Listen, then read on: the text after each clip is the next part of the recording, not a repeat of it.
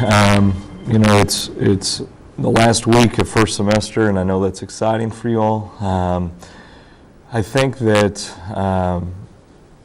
as we look to this last week, it's funny to think about how fast the first semester's gone.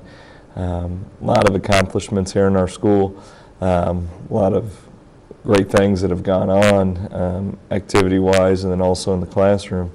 But this last week of the semester, this prior week was pretty special. Able to host the Liberty North tournament for the second year, and our guys were able to fight pretty hard in in an incredible atmosphere on Friday, in front of an awesome crowd and against a great team. Park Hill South's a great team and very talented, and we were lucky to hang in there and play well, and then down the stretch, really made some plays. And Kale Hansen hits a shot with about 14 seconds to go to give us the lead, and really it was one of the first times we had led since I think it was 12-10 was the last time that we led. So I'd rather lead late in the game like we did, and Kale hit a heck of a shot, and some of you may know the story, but I told it Kale on Thursday night didn't play very well, didn't shoot the way he wanted to, and he texted me that night at about 11 and said, "Hey, I want to come in and shoot at 7 the next morning." I said, "All right." So I met Kale at 7 on Friday morning, and he was shooting. We were just working on a few things, and then sure enough, he's almost from the identical spot he was working on a shot is where he hits it from to win it. So, great accomplishment for our guys. The crowd all week was great. It was a really neat deal. A couple things I'd like to say, though. I'd like to congratulate our cheer team.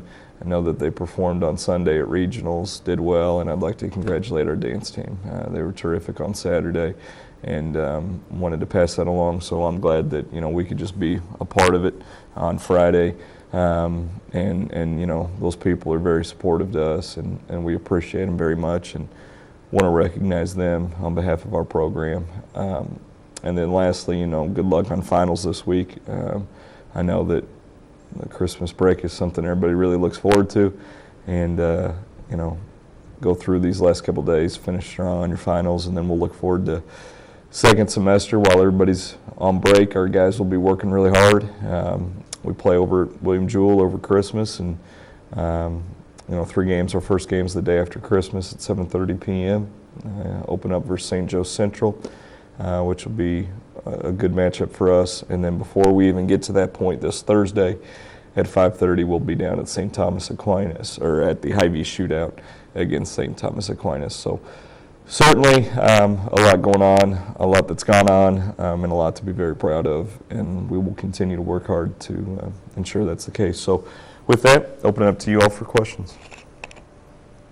How do you practice differently when you're doing something like a tournament? We haven't had the opportunity to practice a lot. It's been really weird with these guys, and we need practice. But your question about how do you practice with the tournament, it's a lot of mental stuff. It's a lot of talking guys through things, showing them some tape, because one, your practice time is limited. You don't have as much time on the floor as you want because there's other stuff going on. But then secondly, your guys are tired. By the time we played on Friday, we had played, that was our 6th game in about 9 or 10 days. So we haven't had a lot of time to practice. So the corrections that we had to make had to be on the fly. And then the days that maybe we weren't playing, we had to do a lot of mental practice, give them scouting reports to have them review and read, and then prepare tape for them. The program we use for tape, we're able to send a bunch of stuff out to the guys so they're able to have access to it. We don't necessarily have to be in front of them for them to see it. And that helps us quite a bit because our guys are pretty dedicated. They take it serious. So I think that the stuff that we send to them, they take advantage of. And I think on Friday night, even without a day of practice, I think it showed. I think we were pretty good in executing what we needed to against a really good team, and that's a testament to the guys and their carry-out of what we had told them and their mental preparation for the game. How do you build on the success you had last year? Well, I mean, two things. Peyton, one, you pretend like it never happened. Because, your question, how do you build off of it? Well, you keep working. Because just the same way, what if we went 0-3? Your question would be, well, how do you turn it around? Just pretend like it never happened, you keep working. And that's what we're going to do. I mean, we showed up on Monday and rolled our sleeves up, went to work for, an hour and 45 minutes. And we'll do the same thing today. And sure, the feeling is great, getting those kind of wins and playing in those kind of games, but it also doesn't happen by accident. And I think that's something that gets kind of doesn't get enough credit is these guys put a lot of stuff into this to get the result out of it that they do. And it's not by accident. Now, I'm not saying that, we've got some magic formula and we work harder than everybody else, and I'm not saying that. I'm saying that, it's kind of a perfect storm. But to keep that going, we just got to show up today and have a great practice. And then Wednesday, we got to have great preparation for St. Thomas Aquinas. And then, you ask our guys, Thursday's the biggest game we've ever played in. And the reason they tell you that is because it's the next game. And how's that fair for preparation? How's that fair to an opponent if we don't think that the biggest game of the year is who we're playing? And so after we play St. Thomas Aquinas, the biggest game of our year, St. Joe Central. And it's corny, but it's the truth, and it's how we approach it. And each game's the most important game we'll ever play, and that's the case for Thursday. And obviously, we got to build. We won and we played well in stretches on Friday, but we got a lot of room to grow. We got a lot of things we need to get better at. Since you're starting to see some wins, would you say that your boys are finally comfortable playing on the court together? Yeah, it's a great observation. Yeah, I can see them being more comfortable. See him kind of fitting into what we're trying to do, fitting into, if Richards is going to do this, then I know that I need to be ready to receive a pass here just because we've played together long enough for the first couple games. Nobody was quite sure. We're seeing different defenses just because of our size and our lineups that we're putting out there. So we got to get used to seeing some zone, which is something that takes some adjustment. But as I told you earlier, we played 6 games in 9-10 days, so we didn't have a lot of time to really refine stuff. But I think they're getting some confidence playing together, but it's new. 4 new starters, everybody off the bench is new, even though guys have played. It's different when you're the focal point. And we have not played good offense. I mean, our offense has been hard to watch sometimes. And so once we start to play better offense, then I think that they will get even more confident. But the wins are a byproduct of, I think, the work and the dedication of what we're trying to do. And now, hopefully, when we start playing a lot better, it's going to be just the efficiency of what we're trying to do. Abby? Has Michael Hughes grown into the player you'd like to see him be, or is there still room for improvement? I think that Michael is, I don't know, 1/10 of the player he could be, and that's good for us. It's great for us, and it's scary for opponents. He, you guys watch. He's got all kinds of, God-given ability. And once he starts figuring out the nuances of the game, just the little details that, great players kind of figure out, he's going to start growing there. Once he combines that with understanding our system, understanding what we're trying to do day in and day out, he'll grow there. We have, we run a lot of different stuff. We have a lot of different plays. There's an adjustment of getting into the playbook. Once he gets that, he'll grow.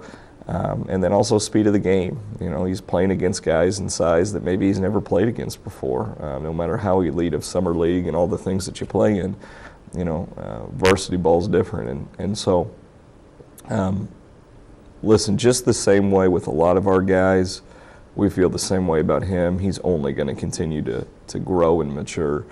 And as good as he is now, if he continues to grow and mature, he's that much better. And obviously, we're that much better because of it. What's it like having 2 starters over 6'5", and how do you work them into your scheme? Yeah, it's been different, Peyton, because, my first year, I think we played like 4 midgets for a little while. You know, we just like, all right, you know, go run around and like, you know, bite at this guy's ankles and try to get the ball. It felt like, and now we've got like these trees that we put out there, you know, and they get in the way, and it's different, man. It's different. I like it. You know, it helps quite a bit. Kale hits that shot on Friday. So we go up 40-38 with 14 to go. And, you know, Park Hill South had all kinds of options as far as who they were going to go to just because of how good they are. Excuse me. And they ran a really good action that got a guy free on the wing. And he starts to drive it. And as he drives it, we didn't quite cut him off at the angle we needed to. And, you know, if you remember the play, Hughes comes over out of nowhere and gets his hand on it and blocks it. So if we don't have 6'5", we're probably in overtime because he comes over and blocks it. It's a luxury to have those guys underneath. And but part of it, too, is, in your question earlier, they are starting to learn how to play together because they've never had to play together. And you've never had, you know, in the past with Garrett, we had Garrett 2 years ago, and as tall as Garrett was, he was more of a perimeter player. And as big as Brinkley is, you know, and I wish he was sitting here, you know, he thinks he's a point guard sometimes. So, you know, you got to get him inside, and then Michael's got to get inside, and then, you know, Ian is best when he's inside. And so you start like, well, you got 6'4", 6'5", 6'7". I mean, that's, you know, that's pretty big. And but they got to learn how to play together because we haven't had to play together like that. So some system of play stuff we got to tweak to make sure it benefits them. But listen, to answer your question, it's a luxury. It's nice. And not only are they 6'5", 6'7", but they're talented, 6'5", 6'7". So listen, we'll get them better, and as they get better, you know, I think people enjoy watching it.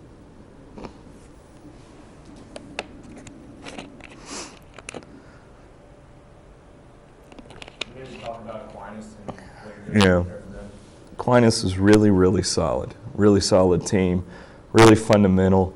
Not a lot of height relative to us, but then again, I don't know how many people do, minus Park Hill South. So they'll hopefully we'll be able to throw it inside against them, and our length will pose problems. We've been really good defensively, really, really good defensively. As bad as we've been offensively, we've probably been that good defensively. So we'll make sure that we do a good job guarding them, making stuff really difficult for them, and you know, we're fairly familiar with them, but we have to continue to grow. So I don't want to spend a ton of time with my team on an opponent right now because there's so much stuff that we need to refine. So I'll continue to just kind of harp on our guys about our stuff, and then we'll just pay attention to some details about Aquinas, but we won't get too in depth on them, just simply because we got so much work that we need to be doing. That close, like I said, you know, won't see you guys till second semester, so I hope finals go well for you all. Again, you know, so many good things happening here. Our program feels fortunate to just be a part of it. You know, cheer, dance, their weekend. You know, there's so much good stuff going on here, and we're excited about it. We appreciate the support very much. Our program does. You know, we certainly have the best atmosphere in the city to play basketball. I know that. And, you know, I look forward to seeing you guys Thursday. I look forward to seeing you over at Jewel. But enjoy Christmas, enjoy the time with your friends and family, and look forward to seeing you guys around as we get playing over break. So, thanks.